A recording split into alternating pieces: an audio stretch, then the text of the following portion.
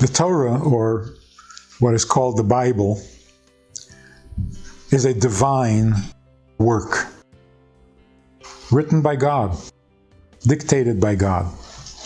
And therefore, it has multiple levels, multiple layers of meaning. And we can go on forever finding deeper and richer insights and meaning into the familiar stories and teachings and commandments of the Torah. A really good example is the story of Adam and Eve. Everybody knows the story, but here's the rest of the story. The way it's read, in its simple literal meaning, God created Adam and Eve. He put them in the Garden of Eden. He said to them, or actually he said to Adam, "Of all the trees you may eat the fruits, but the tree of knowledge of good and evil you may not eat from it. For the day you eat from it, you will die." According to the historians, this was 9 hours after they were created in the Garden of Eden. 9 hours after they were created, they were told not to eat from the tree of knowledge. Well, an hour later, the 10th hour, they ate from the tree of knowledge. Now God comes to Adam and says, "You ate from the tree I told you not to eat from?" Adam says, "She gave it to me and I ate it." Like it's her fault. God says to Eve, to Chava, "What did you do?" She says, "The snake." The snake made me do it, convinced me, tricked me. So God says, "Okay, because you did this, by the sweat of your brow will you make bread, and you will give birth to children in pain. And the snake will be your enemy. He will bite you and you will beat him." Anyway. Okay, that's the story. It has many moral lessons, but the facts of the story don't really come together very well. Just quickly, a list of questions. Number 1, God spoke to Adam and said, "Don't eat from that tree." An hour later, he ate from the tree. Is there something wrong with God? Is it what? He's not impressive? Not convincing?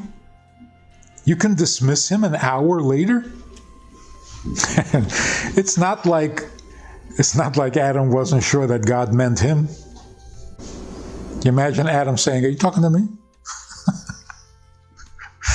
Yeah, I'm talking to you. There's nobody else around. So God speaks to Adam up close and personal and says, "Don't do this." And an hour later, he can do it? God is not very effective. Something's wrong. When God spoke to the Jewish people at Mount Sinai, everybody fainted. Adam just dismisses it. And then, question number 2, what's wrong with Adam? He was created by God. He had no birth traumas. His mother didn't traumatize him in the toilet training. He didn't have bad friends. He didn't grow up in a bad neighborhood. And he didn't have an evil inclination that tempts you to sin. He didn't have that. What's wrong with him?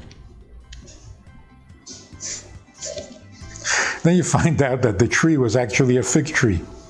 Come on, how tempting is that? Irresistible?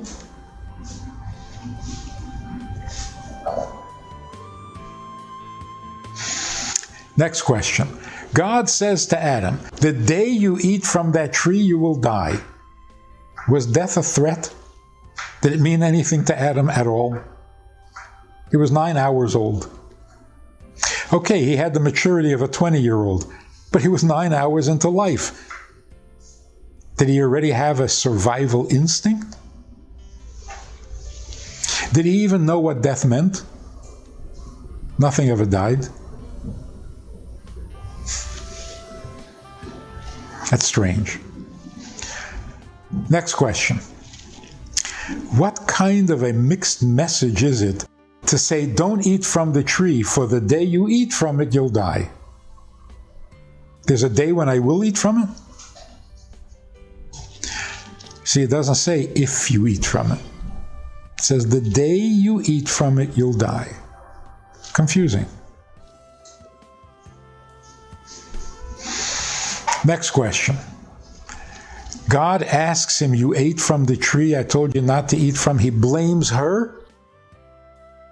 This is too much corruption too quickly. He was already so corrupt that he can't even be honest. That doesn't say much for the human race. And then she blames the snake? This is weird. Then God says, because you did this, here are the consequences. Pain in childbirth by the sweat of your brow. Whoa, that was not the deal. The deal was the day you eat from it, you'll die. Now God is saying, oh, no, not just die. First you'll suffer, then you'll die. Like that bumper sticker. Life stinks, then you die. That was not the deal. And you can't, it's not right to add more punishment after the fact. The ultimate question is this. It's a discouraging story. It's a depressing story. Why would the Torah begin? I mean, okay, it happened. Doesn't mean you have to tell me the story right at the beginning of the Torah. Because if a person who had no traumas, no bad friends, no bad influences, no evil inclination, is given one commandment and he doesn't last an hour, what chance do we have? It's not a good story to start the Torah with. So that's on one level. Let's try another level. Back up a little bit. Where did Adam and Eve come from? They were created by God. God fashioned their body out of earth and then breathed a soul into them. Where was that soul?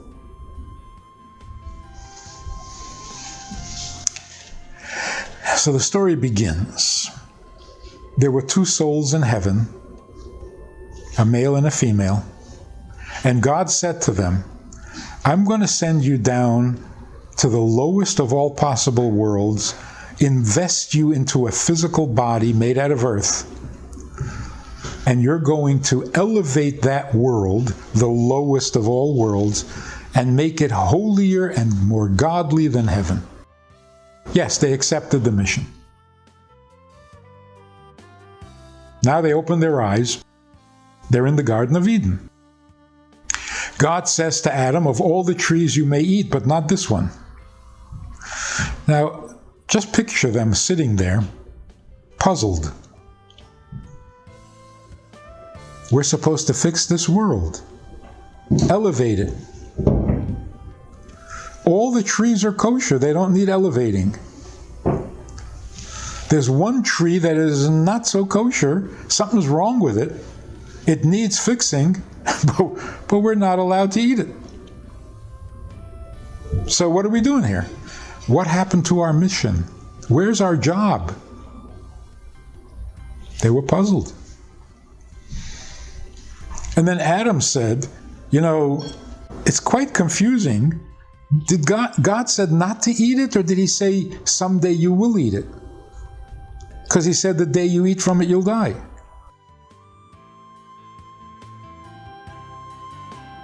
Eve said, it's not a mixed message and it's not confusing. God is asking us to choose. Make a choice. Don't eat from it and live, or Eat from it and die. It's your choice. So Adam said, well, that's a pretty simple choice to make. Let's not eat from it and live. Eve said, God wants us to eat from it. He's hoping we eat from it. And Adam said, how do you know that? She said, because our job is in the lowest world, and this is not the lowest world. There's a world in which people die. A world of mortality. That's the lowest world, and that's where our job is. He wants us to eat from the tree and go into the world of mortality. Adam said, God put us here. Can't be a mistake. So if he puts us here, he must want us here. And Eve said, no, it's not the way it works. God takes you to where your job is, but you have to volunteer to cross that border. God will take you to the threshold, but whether you enter that door or not is up to you. He wants us to volunteer. Adam said, makes a lot of sense. And they ate from the tree. Now God comes to Adam and says, you ate from the tree I told you not to eat from. Naturally, we assume that God is shouting. He's angry and he's about to smite somebody. That may be one interpretation, but not necessarily. God is not angry. God is marveling. How did you know? I told you not to eat from it, but you understood that I was hoping you would? How did you know that? Being a new, fresh, pure, innocent soul, Adam said, I didn't know. She knew. So God says to Eve, how did you know? She said, what the snake told me sounded like that's where our job would be. The snake said, when you eat from that tree, you will be like God. You will know good and evil. Well, good and evil, that needs fixing. So God said, that's great. That's exactly what I meant by it's not good for man to be alone, because Adam would not have eaten from the tree. So then God says, let me tell you more about this world that you're going down to. It's a mortal world. It also has pain, struggle, disappointment. It's an uphill battle. It's the lowest world. Are you sure you want to try to fix it? And they said, yes. If that's what you need done, that's what we will do. That's the story of Adam and Eve. Quite different from the conventional understanding. God was not angry. They were not punished because they never committed a sin. Now we refer to that as the sin of the tree of knowledge. But the word that we use in Hebrew is not really translated as sin. There are other words for sin. The word chet, which is how we describe the action in the Garden of Eden, the word chet doesn't mean sin. The word chet means a step down, demoted. They took a giant step down, but there was no violation. There was no sin. There was nothing malicious. There was nothing lustful. It was innocent and it was correct. But it was a step down. In fact, when God said, don't eat from that tree, the day you eat from it, you'll die, He wanted them to eat from the tree. Then why did He say don't? Well, to give them a choice. But God can't say a falsehood. When God said, don't eat from the tree, it meant, I don't want you to eat from the tree. But He did want them to eat from the tree. Here's what you really, really need to know. God said, don't eat from the tree, because you're going to die. Your children are going to be imperfect. They won't know me.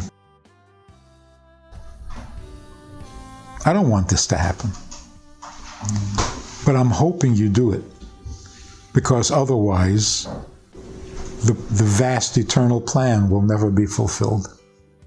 So God was saying, I don't want you to do this, but I need you to do this.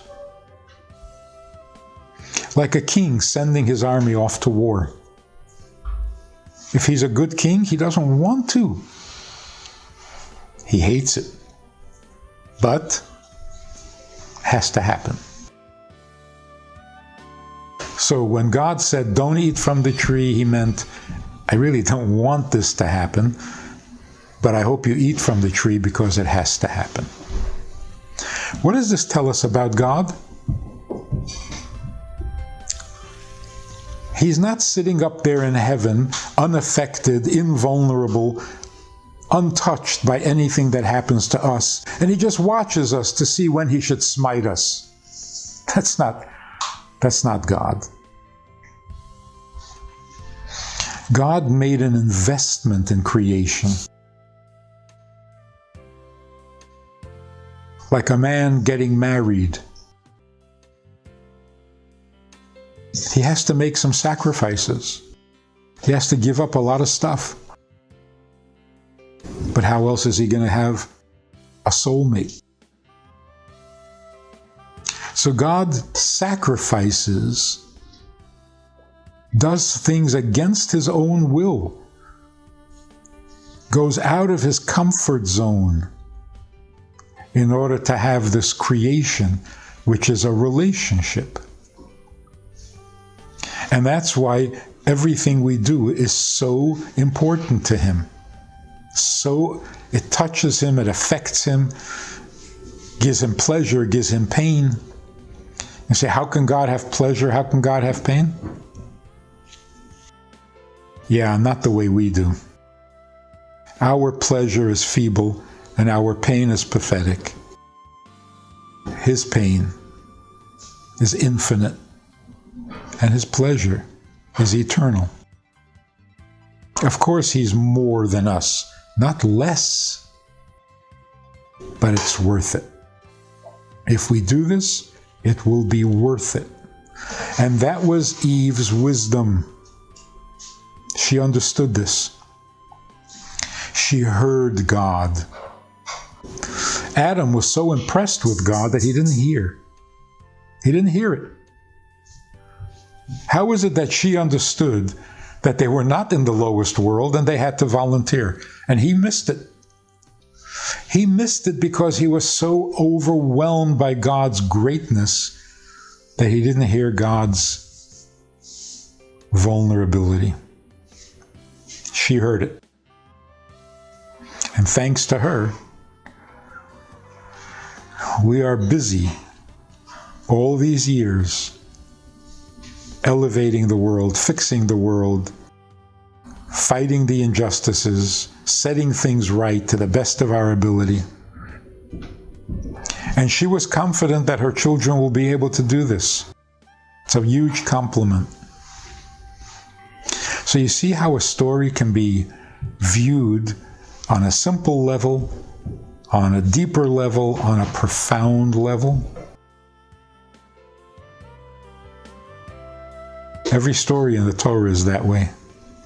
If a story sounds too conventional, too plain, too ordinary, banal, you're not understanding it. We don't need God to come down to Mount Sinai to teach us things that even Dr. Phil could tell us. It's got to be more to a story in the Torah than conventional wisdom. So, dig deep. You'll find magnificence. Shalom Aleichem. How are you? You know, I do a lot of talking, a lot of Zooming, many classes, many subjects. But that's all formal stuff. Hopefully good stuff, but formal. We also have a Wednesday night meeting that's more informal and kind of Hamish. If you want to join us for that kind of an event, interactive, time for questions and so on. If you want to join us for this side of conversation, click on the link below and join us every Wednesday night at 9 o'clock. Well, maybe not every Wednesday night, but we try to make it every Wednesday night at 9 o'clock, a more informal chat, which can be more enjoyable at times than the formal stuff. So check it out. Click on the link and join us. Try it. You'll like it.